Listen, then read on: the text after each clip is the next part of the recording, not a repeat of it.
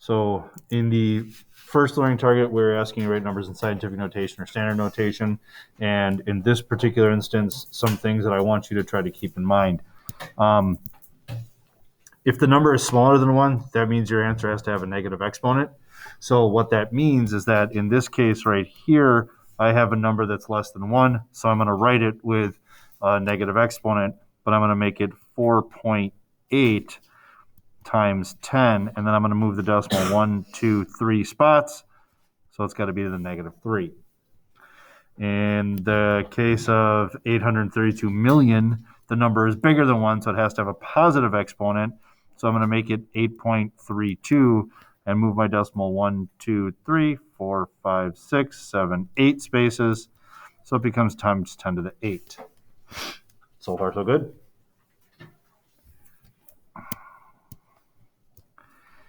In the case of 7.93 times 10 to the positive 4, positive exponent tells me that number has to be bigger than 1. So 7.93, I'm going to move the decimal in a direction that will give me a number bigger than 1. So 1, 2, 3, 4. I'm going to clean that up to become 79,300. In the case of 1.4 times 10 to the minus 5, my negative exponent here tells me that number has to be less than 1. So I'm going to move the decimal in a direction to 1, 2, 3, 4, 5, so that my number is less than 1. And so when I clean that up, I get something like 0.00014, right? Yeah. Nope, I need one more 0 in there. Oops, I got carried away. There we go. That's better. That's better. Okay, so any questions about scientific notation going either direction? All right. Next part, you're supposed to fill in the blanks with metric relationships. These are the ones that we asked you to memorize. So you should know that 100 centiliters is equal to 1 liter. You should know that 1 kilo anything is equal to 1,000 base units, in this case grams. And you should know that 1,000 milli anything is equal to 1 base unit, which is meters in this case. Questions about this? All right. Moving right along. The next one talks about dimensional analysis and performing one-step conversions. So with our one-step conversions, you probably had to use your chart at some point or another to help you out with some of these. In the first one, we're going from kilometers to miles. So I need to know the relationship between kilometers and miles. Well, according to my chart, I know that 1 mile is equal to 1.609 kilometers. And so I'm going to go ahead and take my given information, which was 84.3 kilometers, put that over 1, and set up my conversion factor so units of kilometers cancel out. So I'm going to put that on the bottom. I'm going to put miles on the top. I'm going to plug 1 mile in and 1.609 kilometers in. I'm going to multiply straight across the top, so we get like 84.3 over 1.609. I'm going to simplify that, so I get 84.3 divided by 1.609. And my answer here should be about 52 point, let's say, 39, and we're going to just say miles. Now, on a test or quiz tomorrow, this is a 2-point problem. 1 point for showing your conversion factor work, and the other point for your answer. The answer, half of that point will be coming from the numerical answer, and half of that point will be coming from the appropriate unit. So please make sure you're doing that. In the next one, we are converting ounces to grams. So when I need to figure out the relationship between ounces and grams. And according to my conversion chart right here, I see that there are 28.35 grams in 1 ounce. So just like before, I'm going to take the 392 ounces, put it over 1. I'm going to put ounces on the bottom so I can cancel it out. I'm going to put grams on the top because that's what I'm trying to get to. So I know that I have 28.35 grams in 1 ounce. As I multiply across to simplify, 392 times 28.35, I get something like 11,113.2 over 1. When I simplify that, I get 11,113.2 grams.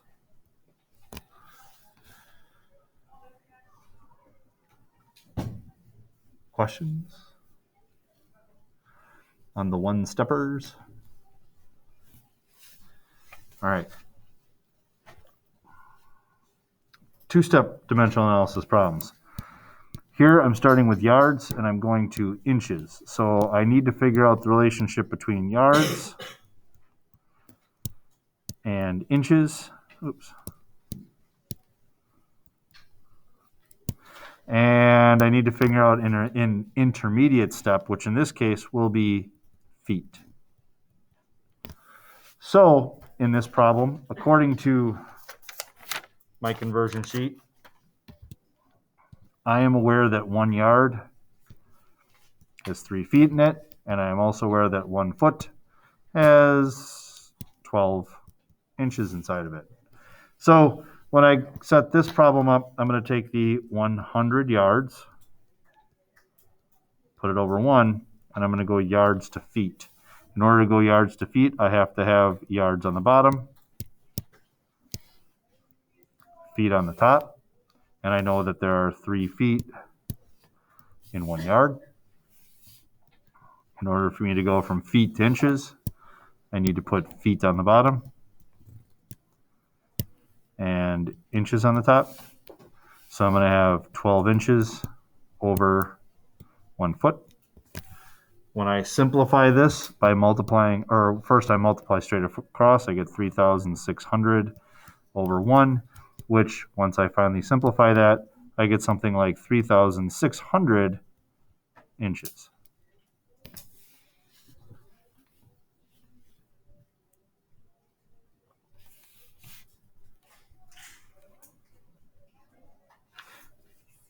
The next one is tablespoons to pints.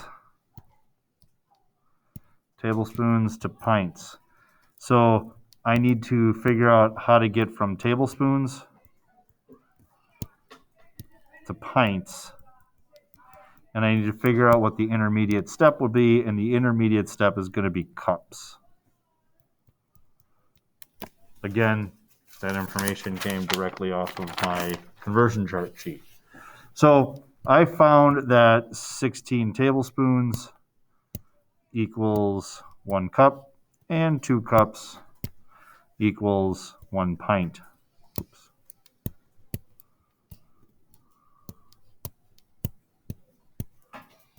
Okay. So to set this problem up, I'm going to take the 288 tablespoons, put it over 1, and I'm going to try to get rid of tablespoons by putting tablespoons on the bottom and cups on top. So that relationship says 1 cup is equal to 16 tablespoons. Then I'm going to go and continue the problem along, and I'm going to try to get rid of cups by putting cups on the bottom and pints on the top. And I see that 1 pint is equal to 2 cups.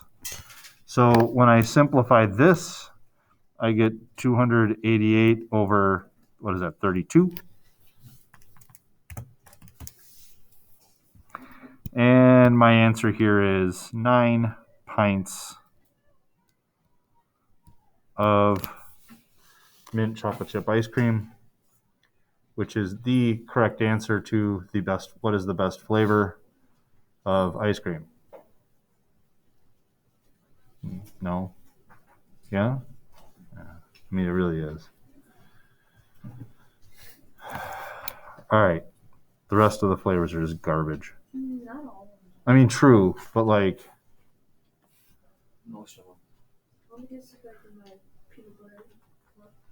okay, I'll give you peanut butter cup, but like any ice cream that has like nuts in it, Oh, why would you want to ruin something delicious? those always make my throat swell up. I don't know why. I'm not allergic to nuts. Well, then you might have a sensitivity. That and my tongue is really swollen. That sounds like an allergic reaction. I'm not allergic to nuts. Feel like you might want to address that next time you go to the doctor. I don't know. That's what I would do, but that's just me. My mom says I'm taking it. I can tell you this much, that as we age, we can get allergies that we never had before. She's not that sick. I'm not implying smartness. I'm just telling. Okay. Anyway, so hi. We need to talk about the relationship between. We're looking at, in this case, kilometers and miles. So we need to figure out a conversion factor for that. So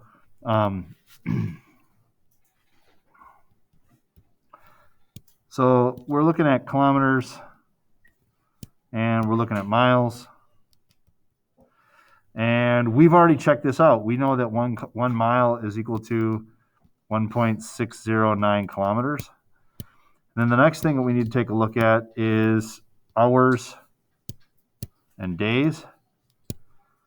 So we're looking for a conversion factor with hours and days. So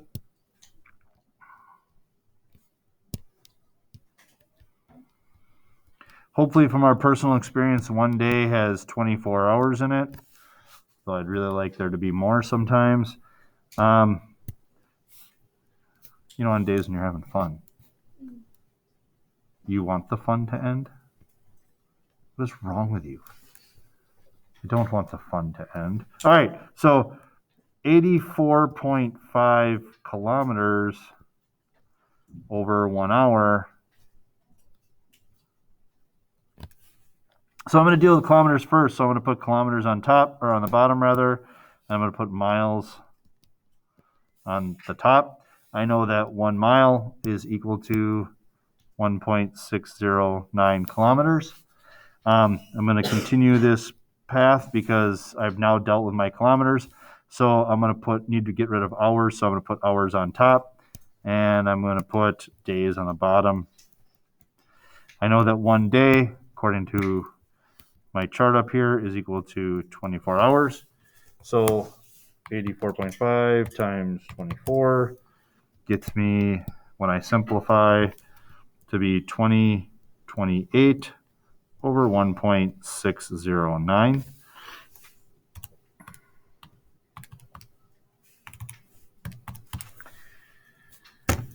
And when I do finally simplify that fraction out, I get something like 126 or 1,260 point, let's say 41, and we'll have miles